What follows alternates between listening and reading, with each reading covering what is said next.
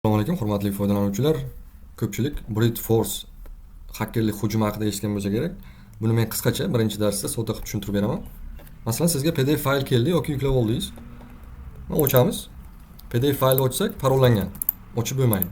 To'g'rimi? Kimdir o'zini kitobi bo'lishi mumkin yoki sotmoqchi bo'lgan bo'lishi mumkin. Siz qayerdandir topib oldingiz, parol bor va uni ochib bo'lmayapti. Endi buni biz ta'limiy maqsadda kiber xavfsizlik darslari sifatida eng sodda usulni ko'rsataman. Bu tayyor qanaqadir tul, ya'ni asbob nima dasturlardan qilinmaydi. Ya'ni biz ko'p darslarimizda kod yozib ko'rsatyapmiz. Nimani?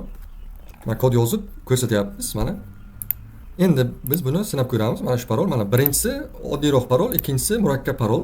Ikkita PDF bor. Mana ikkinchisini ham ochib ko'rsataman. Va boshladik. Bu yerda bizning kodimiz turibdi. Рабочий stolga o'tib olamiz.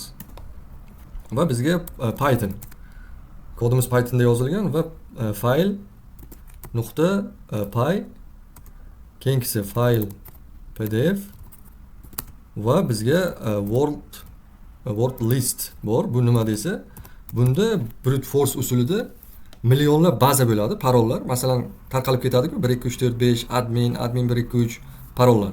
Va o'sha soddadan murakkabgacha millionlab parollar bazasi bo'ladi. O'sha orqali toki o'sha ichidan shu parol bo'lguncha qidiradi. O'sha parolni topguncha. Agar o'sha parol bazada bo'lmasa, topolmaydi. Endi 99% holatda chiqadi, chunki 1 millionta parol bazasidan endi chiqish kerak, chunki bizda ko'pchilik murakkab paroldan foydalanmaydi. Va birinchisini boshlaymiz mana. Enterni bitta bosaman. Ishlamadi. Nimaga desa, biz kodni xato yozdik. Python demak kod pdf py file pdf va word list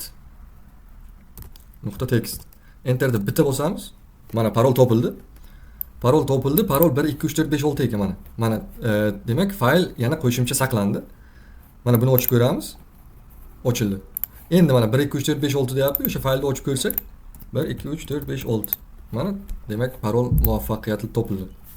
Endi ikkinchisi 1 2 3 4 5 6 qilsak ochilmaydi. Bu murakkabroq parol qo'yilgan. Endi ikkinchisini ko'ramiz. Python chaqirib olyapmiz. pdf py fayl 2 pdf va bizda parollar bazasi. Enterda bitta bosamiz. Mana buni ham topdi. Agar parol bazasi juda katta bo'lsa yoki juda murakkab bo'lsa vaqt olishi mumkin. Mana buni ham ochib ko'ramiz. Buni ham ochdi. Demak buni yozib ko'rsak, demak hammasi ishladi. Mana buni parolni yozib ko'rsak, xuddi shunday bizga parolni topib berdi. Tushunarli? Mana brute force usuli mana shunaqa bo'ladi. Birinchi darsda soddaroq usulda ko'rsatdim. Buni xohlagan faylni buzish mumkin.